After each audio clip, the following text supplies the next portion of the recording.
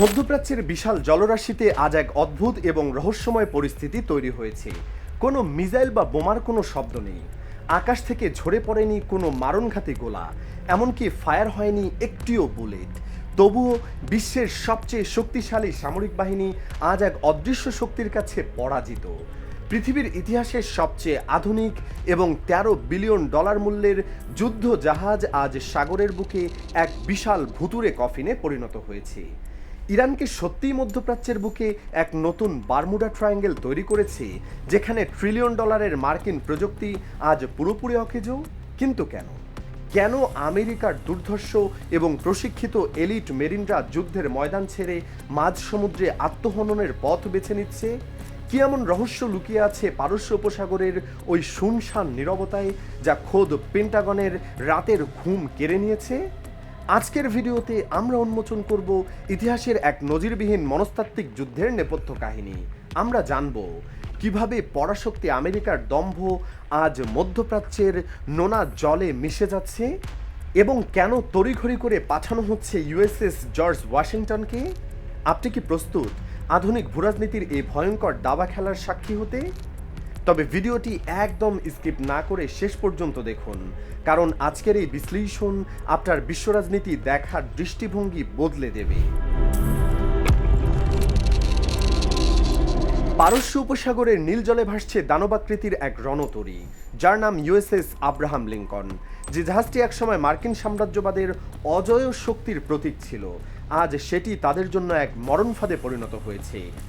British প্রভাবশালী গণমাধ্যম the গার্ডিয়ানের একটি ফাঁস হওয়া গোপন রিপোর্ট বিশ্বকে স্তম্ভিত করে দিয়েছে। রিপোর্ট অনুযায়ী প্রায় ৫,০০০ মার্কিন এলিট মেরিন এবং নাবিক আজ টানা ২৫০ দিনেরও বেশি সময় ধরে মাঝ সমুদ্রে আটকা পড়ে আছে। নৌবাহিনীর ইতিহাসে টানা এতদিন সময় ডাঙায় পা না রেখে সমুদ্রে ভেসে থাকার ঘটনা বিরল। জাহাজের ভেতরের পরিস্থিতি এখন বর্ণনাতীত। যে জাহাজে 5 স্টার হোটেলের মতো বিলাসবহুল সুবিধা থাকার কথা ছিল, সেখানে আজ বাথরুমগুলো ভেঙে পড়ে আছে। গোসলের পানিতে জন্মেছে বিষাক্ত ছত্রাক এবং শ্যাওলা। জাহাজের লন্ড্রি ব্যবস্থা পুরোপুরি অকেজো হয়ে যাওয়ায় এবং খাবারের চরম সংকটের কারণে সেনাদের জীবন আজ বিপন্ন।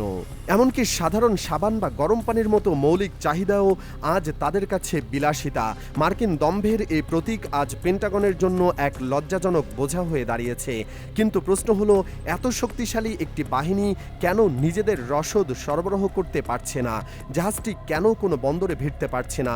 এর উত্তর লুকিয়ে আছে ইরানের এক নিখুঁত এবং দীর্ঘমেয়াদী রণকৌশলে।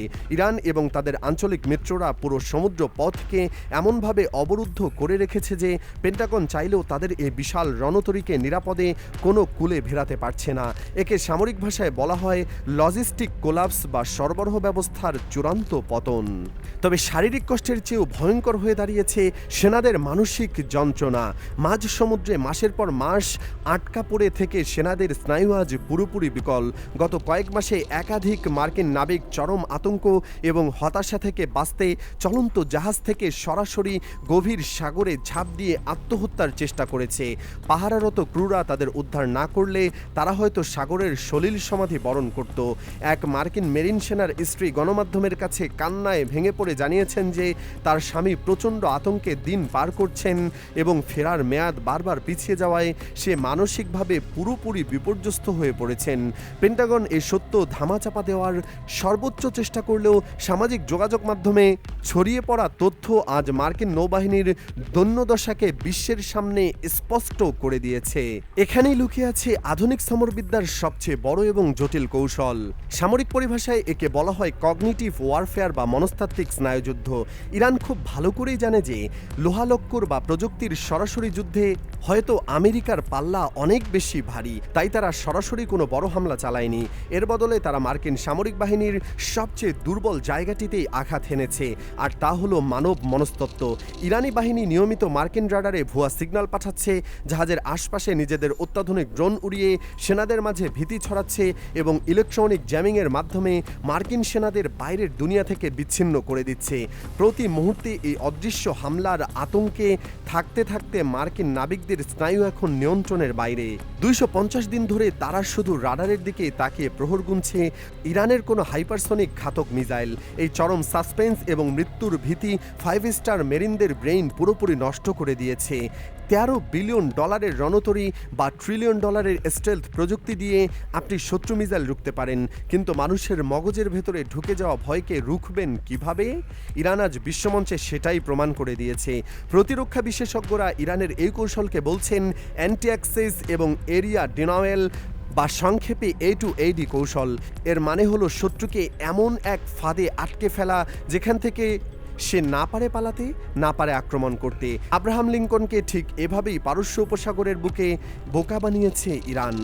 এই পরিস্থিতি আমেরিকার জন্য এক বিশাল কৌশলগত অপমান। ডোনাল্ড ট্রাম্প, যিনি নিজেকে পৃথিবীর সবচেয়ে শক্তিশালী নেতা হিসাবে দাবি করেন, তিনিও আজ এই অদৃশ্য ফাঁদের সামনে নিরুপায়। আমেরিকা খুব ভালো করে জানে যে আব্রাহাম লিঙ্কনকে যদি তারা কোনো বদলি রণতরী ছাড়া মধ্যপ্রাচ্য থেকে ফিরিয়ে নিয়ে যায়, তবে পুরো বিশ্ব এক বাক্যে জেনে যাবে যে আমেরিকার নৌবাহিনী ইরানের ভয়ে লেজ গুটিয়ে পালিয়েছে। নিজেদের সেই ফাটল ধরা সুপার পাওয়ার ইমেজ বাঁচাতে গিয়ে ট্রাম্প প্রশাসন এখন বাধ্য হয়ে আরেকটি বিশাল রণতরী অর্থাৎ USS জর্জ ওয়াশিংটনকে ওই একই কিল জোনে ঠেলে দিচ্ছে। ইরান ঠিক এটাই চেয়েছিল। আমেরিকা এখন চাইলেও মধ্যপ্রাচ্যের দাবার বোর্ড থেকে পিছু হটতে পারবে না। পেন্টাগন এখন এক মরণ কামড় দিচ্ছে। তারা তড়িঘড়ি করে USS জর্জ ওয়াশিংটনকে পাঠাচ্ছে পরিস্থিতি সামাল দিতে। মার্কিন প্রতিরক্ষা বিভাগ এটিকে ক্রুদের শারীরিক এবং মানসিক ধকল লাঘবের জন্য একটি সাধারণ রুটিন বদলি হিসেবে প্রচার করছে। কিন্তু যারা বিশ্ব রাজনীতি এবং সামরিক চাল বোঝেন তারা জানেন এটি পেন্টাগনের এক মরিয়া ও লজ্জাজনক পদক্ষেপ। নতুন যে নাবিকরা জর্জ ওয়াশিংটনে করে আসছে তারাও জানে যে তাদের পূর্বসূরিদের সেখানে কি মর্মান্তিক পরিণতি হয়েছে। ফলে এই যাত্রা শুরুতেই তাদের মনোবল ভেঙে পড়েছে। $13 বিলিয়ন রণতরী আর দামি অস্ত্র থাকলেই যে যুদ্ধ জেতা যায় না, স্ট্র্যাটেজিক ব্রেইন থাকাটা যে সবচেয়ে বেশি জরুরি, ইরান আজ সেটাই প্রমাণ করেছে। প্রশান্ত মহাসাগরে চীনের বিরুদ্ধে হুঙ্কার দিতে বের হওয়া এই মার্কিন রণতরী আজ মধ্যপ্রাচ্যের সাগরে এসে একটি ভাসমান পাগলা গারদে পরিণত হয়েছে। লোহালক্কর ঠিক থাকলেও ভেতর থেকে ভেঙে গুড়িয়ে গেছে আমেরিকার গর্বের মেরিনাররা। আজকের এই পরিস্থিতি অকাট্যভাবে প্রমাণ করে যে পশ্চিমা সাম্রাজ্যবাদের দিন দ্রুত ফুরিয়ে আসছে। যুদ্ধের ময়দান এখন আর শুধু মিসাইল বা গোলার মধ্যেই সীমাবদ্ধ নেই। আধুনিক যুদ্ধ এখন লড়া হচ্ছে মানুষের মগজে। ইরান তাদের সীমিত সম্পদ আর তীক্ষ্ণ মেধা দিয়ে আমেরিকার $1 ট্রিলিয়ন অহংকারকে চূর্ণ বিচূর্ণ করে দিয়েছে। আমেরিকা আজ এমন এক গোলকধাঁধায় আটকে গেছে যেখানে তারা নিজেরাই নিজেদের কবর খুঁড়ছে।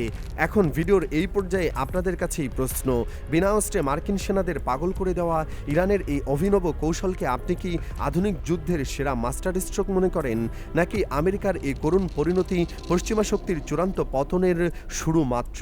নিজেদের ইমেজ বাঁচাতে জর্জ ওয়াশিংটনকে ওই একই বারমুডা ট্রায়াঙ্গেলে পাঠানো কি ট্রাম্প প্রশাসনের সবচেয়ে বড় ভুল হতে যাচ্ছে? আপনার মূল্যবান মতামত অবশ্যই কমেন্ট বক্সে লিখে জানাবেন। আমাদের এই বিশ্লেষণ যদি ভালো লেগে থাকে এবং আপনি যদি বিশ্ব রাজনীতির এমন গভীর রহস্য জানতে আগ্রহী হন, তবে ভিডিওটিতে একটি লাইক দিন এবং আমাদের চ্যানেলটি সাবস্ক্রাইব করে পাশে আসা বেল আইকনটি বাজিয়ে দিন। আপনার একটি লাইক এবং শেয়ার আমাদের পরবর্তী ভিডিও তৈরিতে বিশাল অনুপ্রেরণা যোগায়। দেখা হবে পরবর্তী কোনো চাঞ্চল্যকর ভিডিওতে। ততক্ষণ পর্যন্ত ভালো থাকুন, সুস্থ থাকুন। আল্লাহ হাফেজ।